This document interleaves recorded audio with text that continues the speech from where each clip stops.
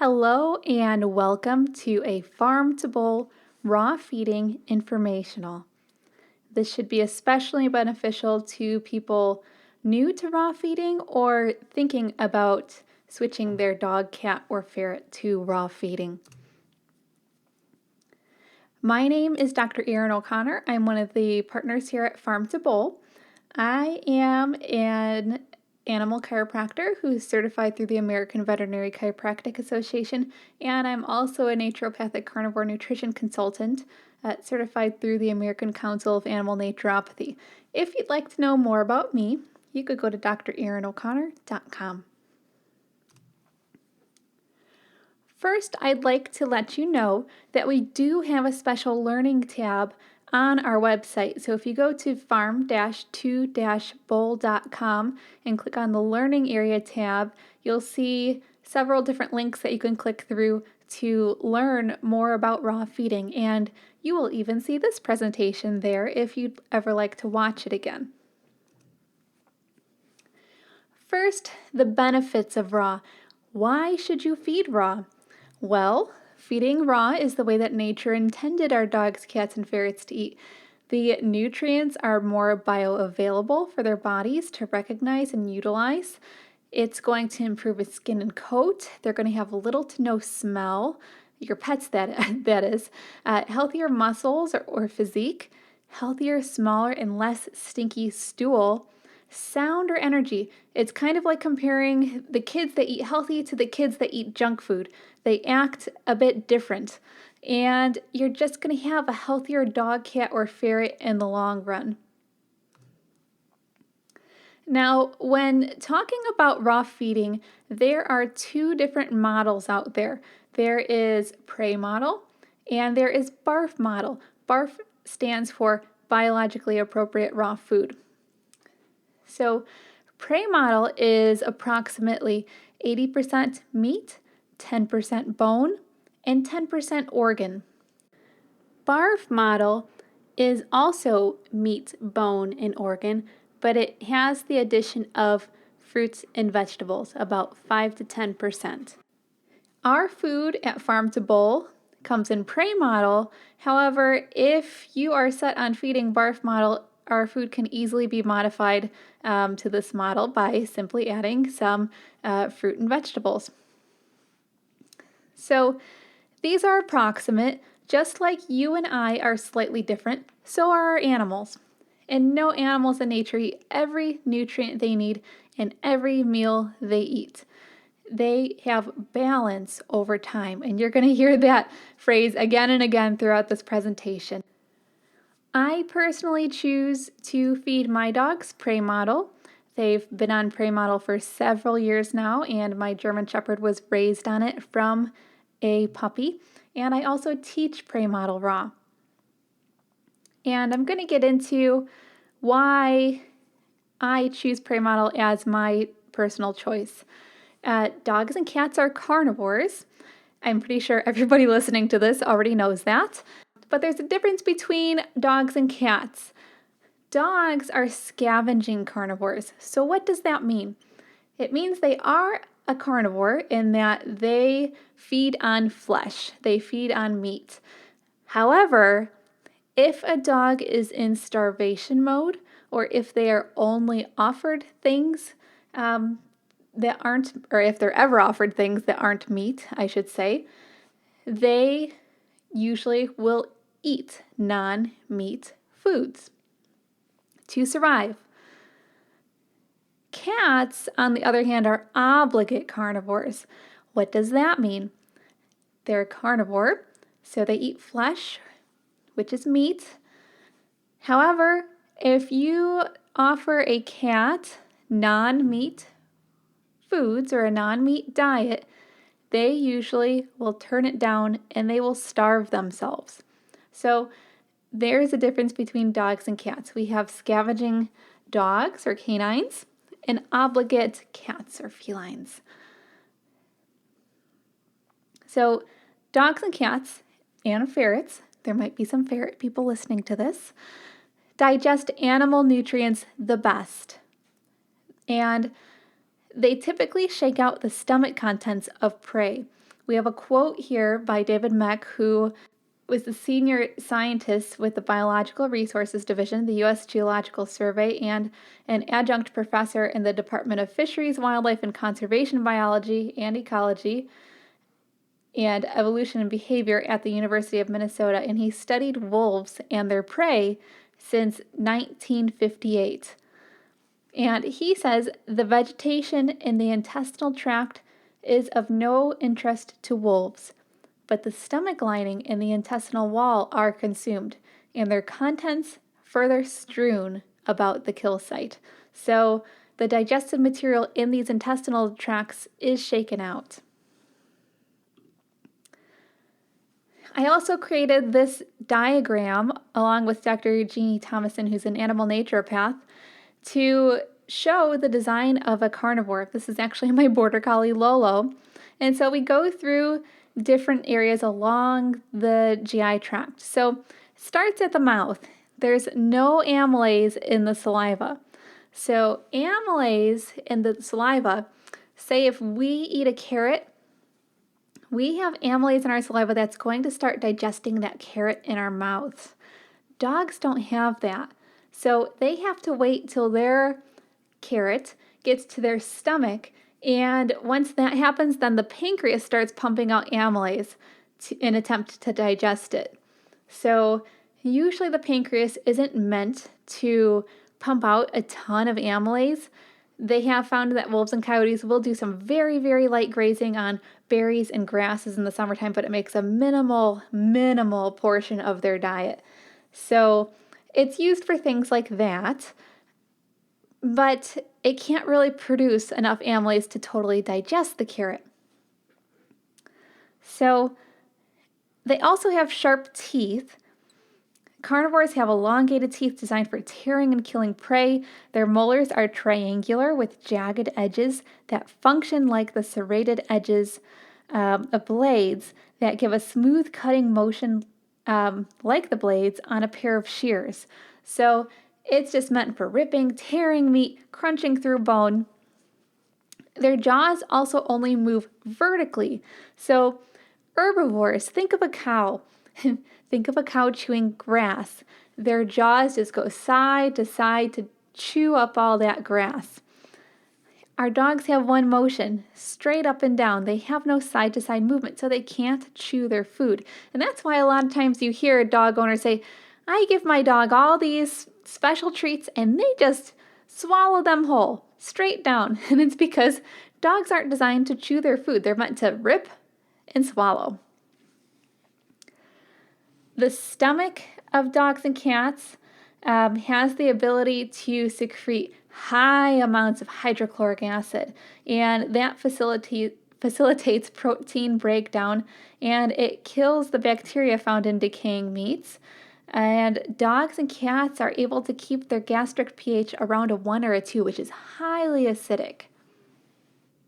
They have short, simple, and acidic digestive tracts. So the protein and fat from animal sources are quickly and easily digested, hence the short digestive system of dogs and cats. The intestines is about 3 times the length of the body for rapid elimination of food that goes rancid quickly, and the large intestines reabsorbs and solidifies the remains before elimination. So here's where that carrot comes back into play. The dog's short and simple digestive tract just doesn't have enough length or enough transit time to really pull out a lot of those good nutrients from the carrot. Now, if you compare a dog's GI tract to ours is about 25 times the length of our body. So we can pull those nutrients out of a carrot. And then if you look at herbivores, like a cow, for example, their GI system is so extensive and so long because they have to break down all of those nutrients in grasses and plants. So there's where the carrot comes in play again. And the pancreas that we talked about earlier produces trypsin, which breaks down protein, as well as insulin, which controls blood sugar levels. And the pancreas is not meant to excrete amounts of amylase necessary to break down carbs, and it does not produce cellulase to break down cellulose into glucose. So it's not really meant to pump out a bunch of amylase to try and digest plant material. And then once your dog does eliminate after they've eaten that carrot, chances are you're going to see that carrot in their stool again. And it's because they simply can't digest it very well. And some people will say, well, you could puree the carrot down and they can pull nutrients out better than that. And I think we have to ask ourselves if we have to really do a lot to food to make it digestible to our dogs, is it something that's really natural to feed them? So that's why I choose Prey Model Raw. Can I still use your food for Barf Model? Yes, of course. You have all the animal requirements, just add whatever plant matter you would like. And if you feed Prey Model Raw, like me, then our food from farm to bowl is ready to serve straight out of the container.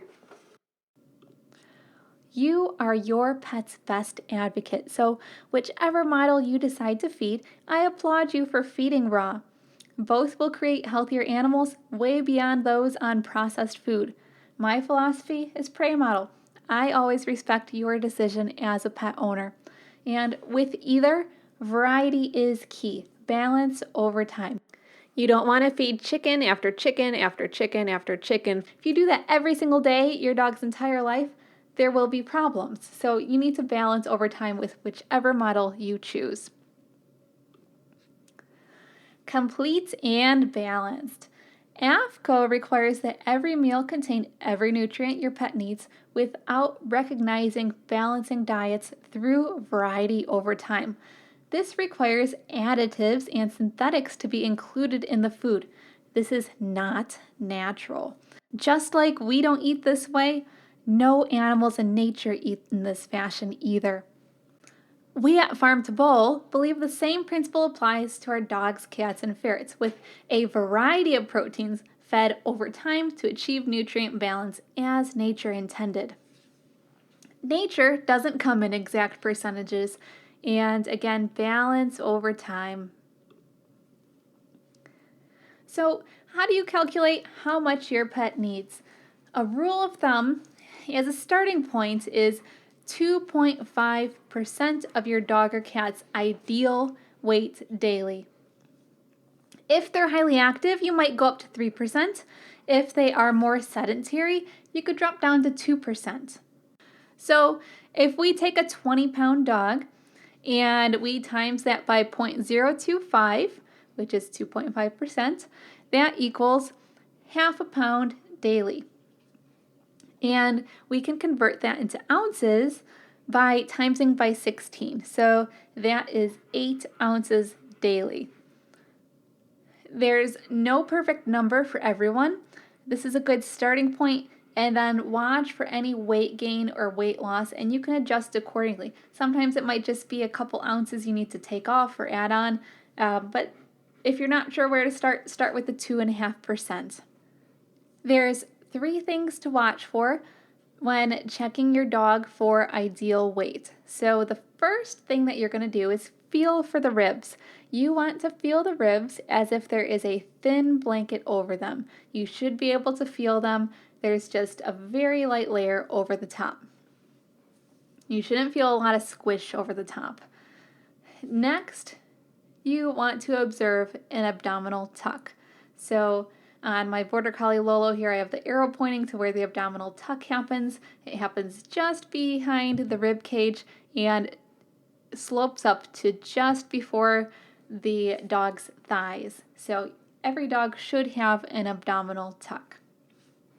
Lastly, you are going to look from bird's eye view down to observe a waist on your dog. There should be a tapering inward before their hips, and you can see on Lolo here right exactly where that arrow is pointing to her waist. So all dogs should also have a waist. I find a lot of people think that food equals love. There are a lot of overweight animals out there, and it does absolutely no good for them. So make sure that you are maintaining ideal weight in your dog or cat. it's going to make a huge difference in their health. And raw-fed dogs do look a bit different than dogs on processed food.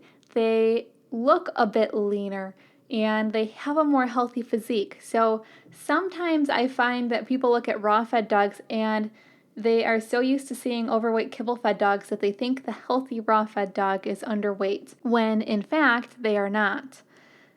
So you'll see some photos of my Italian Greyhound later that show the difference of when she was on kibble and when she was on raw. Proteins, how to start, what to choose, and how to rotate. Choosing an average or low-fat protein to start is best. So out of our proteins, chicken, beef, boar, turkey, rabbit, or goat, any of those are fine. Wait on the fatty proteins until they have been established a bit on raw. Fatty proteins are great to feed, but sometimes they're just a little too rich to start. And it's best to switch cold turkey after a 24-hour fast, unless you have a puppy or a kitten. And if you think 24 hours is too long, if you could at least do 12 hours, that would be highly beneficial to your dog or cat, because it allows them to get all the old processed food out of their system and ready to take up that first raw meal. Mixing raw and kibble can cause GI upset, so try not to do that. So you're going to start with your first protein and say your dog is doing great on it. After you start observing normal stool, normal gas, and normal skin, you can introduce a second protein. So usually the younger the dog or the cat, the quicker you can introduce more, because their gut hasn't been imbalanced over years yet. If your dog or cat has had health issues, it might take a little bit of time to switch, because raw allows their body to start purging out any junk that is accumulated from all that processed food or anything else that you've been giving them that serves them no good. So normal stool, normal gas, normal skin, go ahead and start rotating in a second protein, and then watch for normal stool, normal gas, normal skin again. Then you can start rotating in a third protein and keep on going. Ideally, it's best to rotate between 3 to 4 proteins to, again, achieve balance. You can, of course, feed more than that. My dogs eat many different proteins, a lot more than 3 to 4. And how often should you rotate the proteins? Some raw feeders do it by container. Some do it by the case. And at the very least, you want to rotate by the month. But the more variety, the better. With my own dogs, I tend to order several different proteins, and I put them out in my chest freezer, and then I will pick a different container of protein each day. Sometimes they might get a couple containers of the same protein in a row, but I'm at least rotating every 1 to 2 containers to a different protein. What proteins does Farm to Bowl have? We have 8 different proteins. We have boar, turkey, rabbit, duck, beef, ram, goat, and chicken. So lots of great options to choose from. And all of these different animals can add great variety between the different nutrient content that they offer. Proper storage and handling. Many raw feeders buy in bulk or a month at a time. They have chest freezers. Unless you have a couple cats or a pack of chihuahuas, then you might not need a chest freezer. So even if you have to buy a chest freezer, in the long run, you usually save money on raw. There's a big difference between going through a small local company like us and going through the big guys, the commercial raw. Store all of your raw food in the freezer. Raw food is best thawed in the refrigerator. If you thaw on your counter or in a sink, be sure it isn't out at room temperature for very long after it's all thawed. And you can keep your raw food thawed out 3 to 4 days in your fridge. All of our blends come in convenient, easy to use deli containers. You just have them all stored in your freezer. Pop however many you need in your refrigerator for the next few days, and all you have to do is take off that lid, stick in your spoon, and scoop it into a bowl. So super, super simple.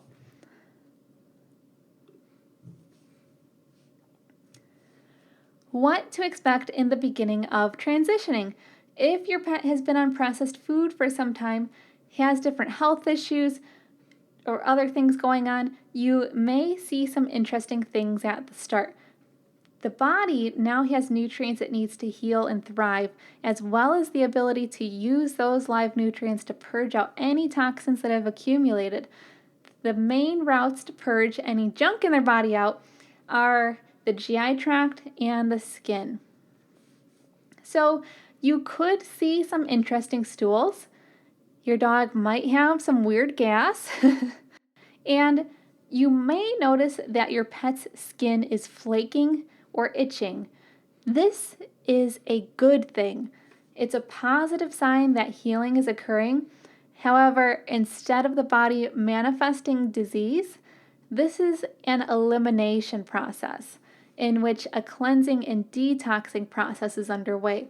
So remember not to panic in that this process is necessary for the long-term goal to regain health in your pet.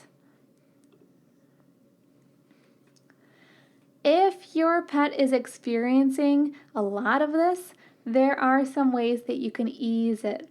So slow down the introduction to new proteins. Sometimes if a dog or cat system has a lot going on at a time, and then you're also introducing lots of different proteins, it can be hard for their body to handle. So slow that down, go back to ones that they were good on if they're having issues with a certain protein, and you can also fast for 24 hours between meals, and that will allow the GI tract to rest and for deeper healing to occur. If you're doing a fast for 24 hours and your dog has never done anything like this before, you can put a spoonful of honey in their water during the fast if you feel like it's necessary to get something in their system, but they typically don't need it. You can also supplement with probiotics and enzymes to help get your pet's gut microbiome replenished and healthy. And sometimes if a dog was on a really bad food before switching to raw, I will tell the pet owner to do this while they're waiting for their first raw order to come in. And that will basically prep their system to readily accept and digest the raw food. Be sure fresh and filtered water is readily available, and milk thistle can help support the liver, whose function aids in detoxification of the body. So if the body really has to purge a lot of junk, you can also supplement in milk thistle to help the body out. Now we're going to talk about some changes. The first change we'll talk about is stool. I like to say the proof is in the poop. Stool tends to be one of the first changes people notice when feeding a raw diet. Most of the nutrients in a raw diet are absorbed, so the stool becomes smaller, firmer, and has less of an odor. This stool tends to crumble in a few days, and if you accidentally step in it, there's much less, if any of it, getting stuck to your shoe compared to a kibble-fed dog's stool. And I did a video on this a few years back, so I'm going to go ahead and play that for you now. Hi, Dr. Erin O'Connor here, outside doing some cleanup, and I thought I would show you the difference between a raw-fed dog's stool and a kibble-fed dog's stool.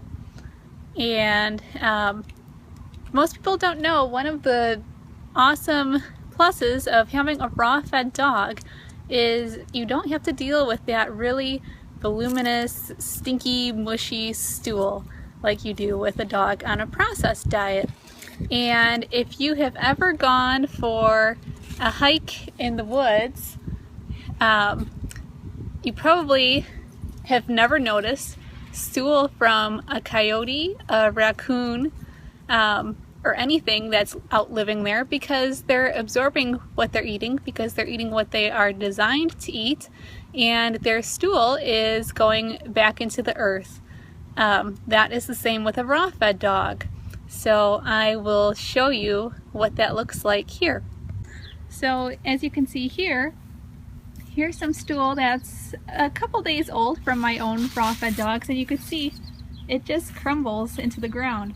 I'm sure you would not want to put your foot in a kibble fed dog's stool, but you can see it just crumble. Here's another one. We'll crumble that one. And it just crumbles back into the earth.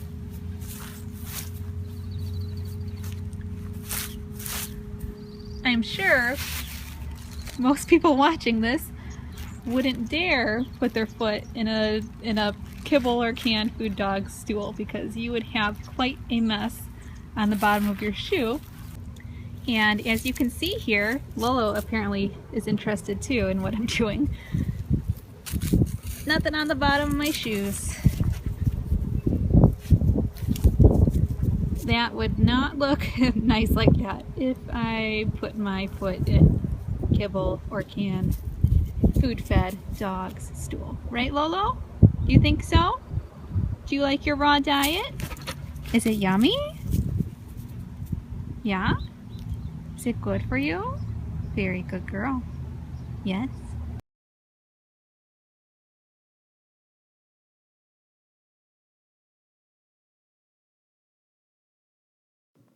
So there you go. The proof is in the poop.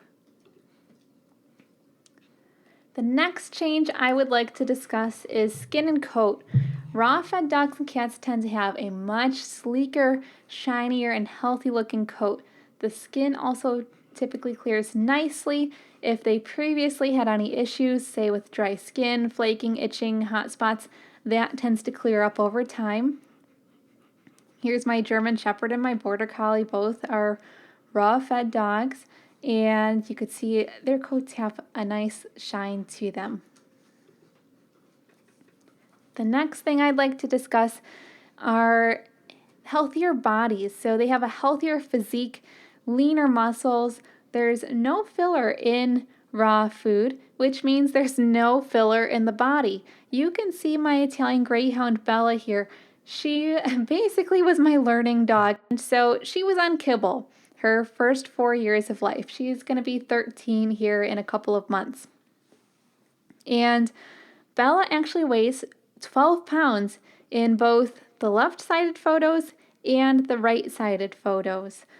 And you could see there's a huge difference in her body type. Her body type looks so much healthier in the right photos. There's just extra filler on her body because she was eating that in her food. Her body didn't know what to do with it, so it just tacks it on somewhere, I suppose. So a big difference. A lot of people notice this as well. Brighter eyes. Many dog and cat owners notice their pets' eyes look brighter and clearer. There's much less discharge. So those goopies and crusties, as I commonly hear them referred to, there's not much of that stuff draining out, if any. Dogs that previously had tear stains typically don't have them anymore on raw, or the staining is greatly minimized. And this is one of the differences I have found between prey model and barf model.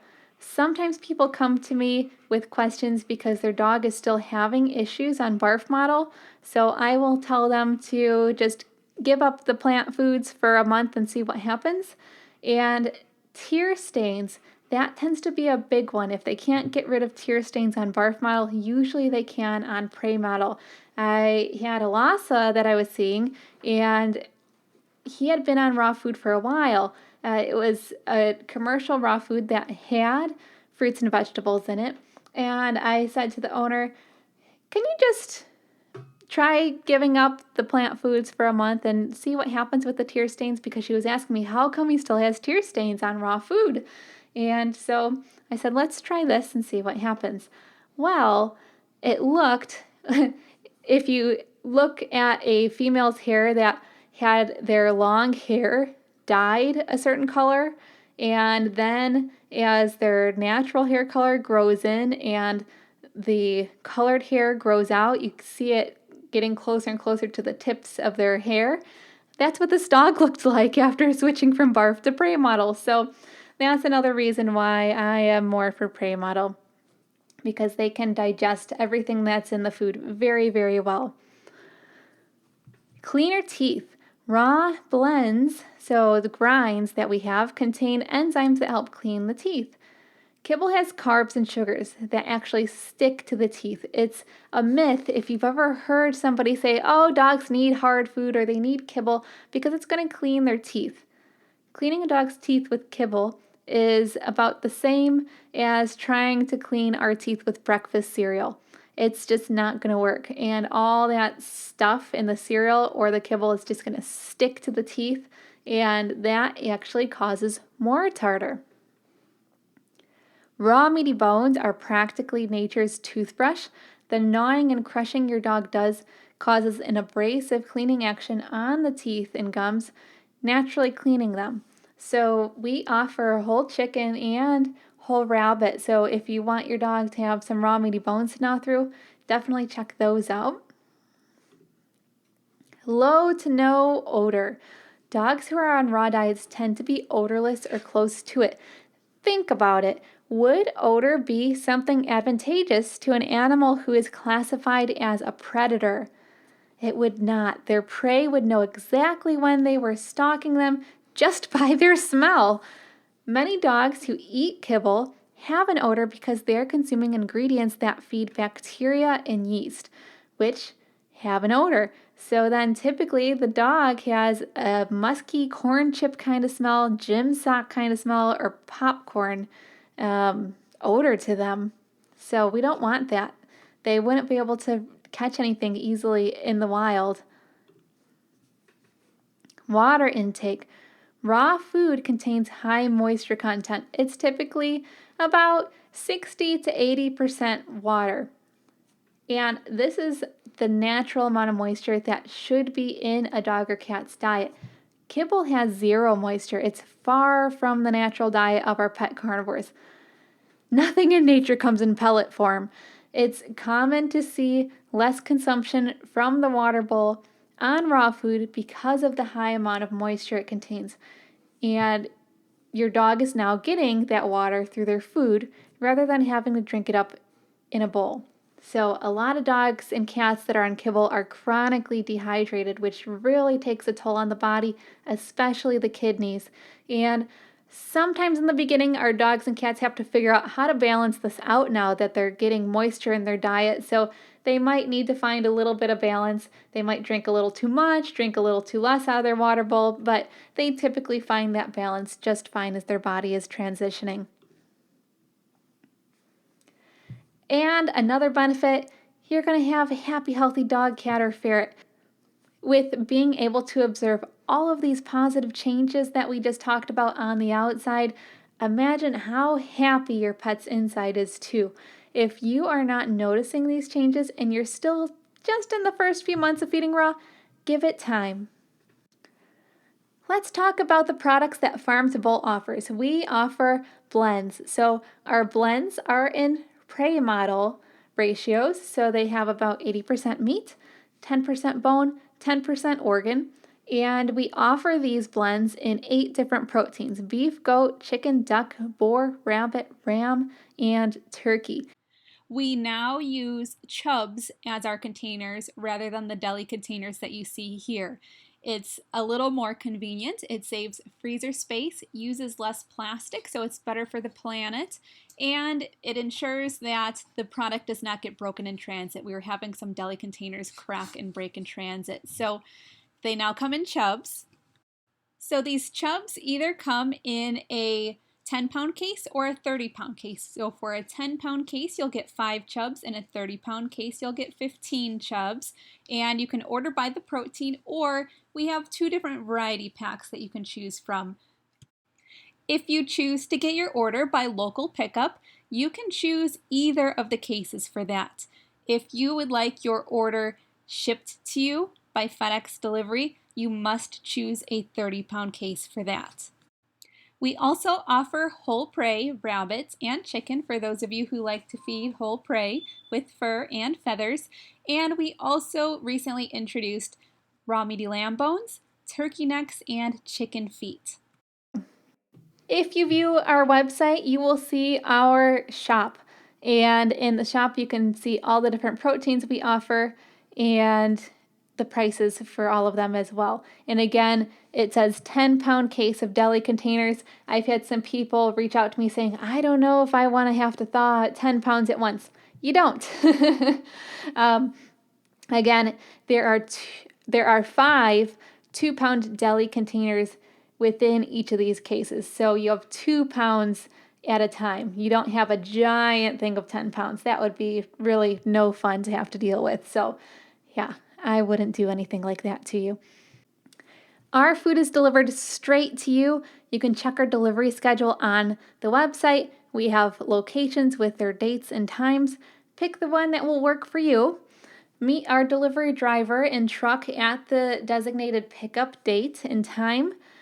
Some of our drop-off sites are fabulous, well-trusted, holistically minded pet businesses such as Lucky Dog Academy in Plainfield, Autumn Green Animal Hospital in Geneva, The Whole Pet in Bartlett, and my own clinic, of course, Vitality Animal Chiropractic in Aurora. We are in the Chicago area every week. Each location has a monthly rotation interval. So say you wanted to pick up every couple of weeks and you are halfway between Lucky Dog Academy and Autumn Green Animal Hospital, you could pick up orders every 2 weeks if you'd like. So you can check out the delivery schedule and see if something like that works out for you. Or if you're like me and just like to order a month at a time or a couple months at a time is sometimes what I do, you could totally do that as well. We now also offer FedEx delivery straight to your door if you are in the 48 continuous states. You can choose 1-day or 2-day shipping and checkout, and you can have FedEx delivery as long as you're choosing a 30-pound case. If you have anything else in your cart that's not a 30-pound case, FedEx delivery will not show in checkout. So make sure it's all 30 pounds that you're choosing. Specific supplementation. The best way for your pet to get the nutrients they need is through the foods that they are eating, such as a prey model raw diet and proper ratios of raw meat, raw bones, and raw organs. Our blends are ready to serve in this form, while rotating ideally 3 to 4 proteins to achieve balance of nutrients. So whenever I talk about supplementation, usually you hear the word specific in front of it. And that's because you shouldn't just throw XYZ supplements that you hear about on the internet or from your friend or YouTube or Instagram just because it might be good for your dog. Your dog should be getting the bulk of their nutrients in their bowl of food. Supplements can be added into a raw diet just like you would any other diet. However, as I had just mentioned, remember that supplements are exactly that. They supplement the meal. They should not make up the bulk of your pet's bowl, and they should be highly specific to your pet's needs. If you feel your dog or cat needs something additional, or you would like to add a supplement for some extra support for a certain organ or system of their body, simply add it in. Ground raw food makes it really easy to hide any supplements. The most common supplement that raw feeders add are omega-3s, and commercially raised meats tend to be low in omega-3 and high in omega-6. Pasture-raised and wild game meats have a more natural omega-3 to 6 ratio. So you're going to be getting that from our foods. I still do some omega-3 supplementation, so you can do this through foods, so oily fish like sardines or salmon. If you purchase sardines from the grocery store, be sure that they're in water, not oil, and not with spices, and avoid those with Japan as the country of origin because those sardines have actually been shown to have strontium-90, which is radioactive, and you don't want your dog or cat getting that. Or you could choose a high-quality fish oil supplement like sardine oil or krill oil, check to be sure that the company is testing to show that they have no heavy metals, because our oceans have become so polluted that a lot of that pollution comes through fish products, so you want to be sure it's a quality fish oil with third-party testing showing no heavy metals. Allergy testing on kibble. Kibble contains denatured proteins. Many times they do not have the same reaction to proteins in the raw form, as this is the form that their body readily recognizes and utilizes. So if you're going to feed a raw diet, start with proteins that you know are safe so that you could start your dog off on the right foot. And then once they're doing well on that and established on raw food for a bit, you can try introducing the affected proteins after they have been established. A lot of times when allergy testing is done as well, the dog's body is in a very inflammatory state. So sometimes they even overreact to things that they typically wouldn't react to.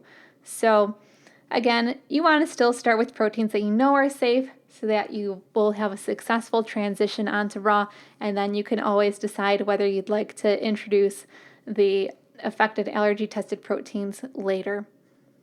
And that's something you could talk to your vet about as well, if your vet is knowledgeable in raw feeding. Quality and transparency. So our product comes straight from our farm to you. We do everything. We have breeding programs for the animals. We raise them from start to finish, and we even grow their feed. So everything that goes into each animal, we take care of. We also don't do any high pressure processing. The main reason to feed a raw diet is due to the fresh, live nutrients it contains. HPP foods, while they're still better than kibble or canned foods, are biologically dead food. So these are the raw foods where it says biologically safe or safe raw on the label. Usually if you flip it over on the back, it says this food has been high pressure processed. It's unnatural to our carnivore companions. So farm to bowl comes to you straight from the farm in the form that nature intended. It's not modified in any way. Product integrity. We process our products in a facility for human food consumption. We operate under a USDA HACCP plan, which ensures product integrity and proper storage, safe handling temperatures, microbial control, and more. There is also no cross-contamination of proteins through these production methods. And that's a big one for some people, because if a dog does really have a reaction to a certain protein, you're not going to accidentally get that protein in one that is safe for your pet. So there are some pet foods that they have found recently out there that it might say beef on the label, and they're finding things like chicken and who knows whatever else in it, but it's non-beef origin, which is scary that that's going in there and it's not on the label at all. So say a dog owner knows that their dog is good on beef, but a pet food company is doing that, then they're going to have problems if there is a protein in there that the dog has a reaction to. So that can create a whole mess for the dog owner to try and figure out.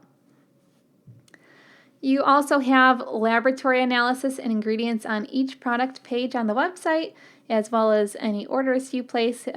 Your products will come with that label as well. And further on product integrity, I kind of already touched on this. This container says goat, or insert whatever protein you'd like there, but what organs and bones do you use in it? So again, our products contain only the protein listed on the label. We don't substitute things in from other animals. It's really scary to think that some pet food companies do this. So we understand the importance, especially if you're trying to avoid a certain protein. So you can rest assured that what is on the label is what is in the container. So if it says goat, it has goat meat, goat bones, and goat organs, nothing else. So our food comes farm fresh to you. There's no artificial chemicals, hormones, steroids, any stuff added to the animal or their feed. It's locally grown in the heartland of Illinois. We have strict standards. our pets deserve the same standards that we have for our own food. So our products are produced in a human-grade facility. And our food is species appropriate. It's exactly what your dog, cat, or ferret are designed to eat. So, in summary, for what to do next for those that have never fed raw, first you're going to figure out how much food your pet needs in a day. You're going to take 2.5% of their ideal body weight daily and figure out what that is. And to know how much you need for a month, you're going to times that by 30. Do you need additional storage, such as a chest freezer? You got to figure that out before you place your first order. And starting protein. A good suggestion would be chicken, turkey, boar, or beef. They're average or low fat, and they're also average or low cost out of all the raw proteins out there. So if your dog or cat has to stay on them for a little bit in the beginning, it's not going to break the bank with a more expensive protein. And you can prep their system with probiotics while waiting for your order. And that's just going to replenish everything that has been lost over the years on processed food. Do a 12 to 24-hour fast, and then give your dog or cat their first raw meal. Once their stool, gas, and skin are normal, start rotating in a second protein. Once it's normal again, start rotating in a third. Once it's normal again, start rotating between 4 different proteins, as many as you'd like, but at least 3 to 4 in rotation is ideal. And again, you could do that by the container, you could do that by the case, you could do that by the month. The more variety you have, the better. Where people can run into trouble with raw food is if you're just feeding the same thing over and over again. So make sure you're doing some rotation. And, of course, welcome to the raw feeding community. We are so happy you have joined us. The best time to start. Some of you might be wondering this, whether you have an adult dog, a senior dog, maybe you're about to get a puppy. The answer is now. As young as possible is best. Like I've mentioned previously, my German Shepherd Onyx started on raw food. He has never eaten kibble or any processed food in his life. He doesn't even know what it is. And a great quote that I like is, although no one can go back and make a brand new start, anyone can start from now and make a brand new ending. And that was said by Carl Bard. And if you look at the bottom picture here, that's my Italian Greyhound Bella. We took this just last summer. She's going to be 13 in a couple months. And raw food has greatly impacted her life. And she is in fabulous health. So that just goes to show that even if you start an adult, you can get some really nice changes over time. Raw feeding can have a great impact on your pet's health, no matter their age. And this is just a fun little slide I made of my German Shepherd Onyx, who was naturally reared and only raw fed. And there is his first raw meal in the upper left, where him and some of his litter mates were eating some raw gruel. And I did this just for fun. So you know how parents will post their babies growing along with a stuffed animal or something? I did that with my German Shepherd. So you see him at 2 months, 3 months, 4 months, and so on. And I had decided to hold him for each of the photos. So by the time he was a year old, I was holding, he's about 75 pounds. So it was actually quite comical. So I like to share that. And some people are unsure about feeding a puppy. There's lots of myths out there saying, oh, they might not grow right. As long as you are feeding your raw food in the proper ratios, so with pre-model raw, again, that's about 80% meat, 10% bone, 10% organ. And again, it's approximate. You don't have to be perfect every time, but you want that balance to average that out over time. For example, poultry is going to have a little bit of a higher bone ratio and a little bit less meat than beef. Beef is going to have a higher meat ratio and a little bit less bone as compared to chicken, but it averages out 80, 10, 10 over time because you're rotating proteins over time. So As long as you're achieving that, doing your balance over time with multiple proteins, you'll be good. Again, the way that people can get themselves in trouble is if they're feeding the same exact thing day after day, month after month, year after year. Your dog or your cat is going to have problems if you are not introducing variety. So variety again is key for sure. So you can see Onyx grew up nice and healthy. Here's some more photos of him. He's kind of a bit of a ham, if you could tell. And the top photo in the middle, that was his first raw meaty bone. That was actually a turkey wing. We don't offer turkey wings, but we have whole chickens and whole rabbits. He's about 2.5 now, so that was taken a little over 2 years ago because he was 2 months there. So you could see he has a nice shiny coat. He really loves his whole prey turkey, and yeah, nice white teeth, nice bright eyes, raw fed. And here is my Italian Greyhound Bella. Again, she's going to be 13 in a couple months here, and she's been in great health. She still runs agility. She still bosses the other 2 dogs around. And the top middle photo on here, this was Bella's birthday last year. I made a cake for her out of ground raw food, and I made a little 12 stencil, and I put a little curcumin on the top in the shape of the number 12 for her birthday. So she gobbled that down.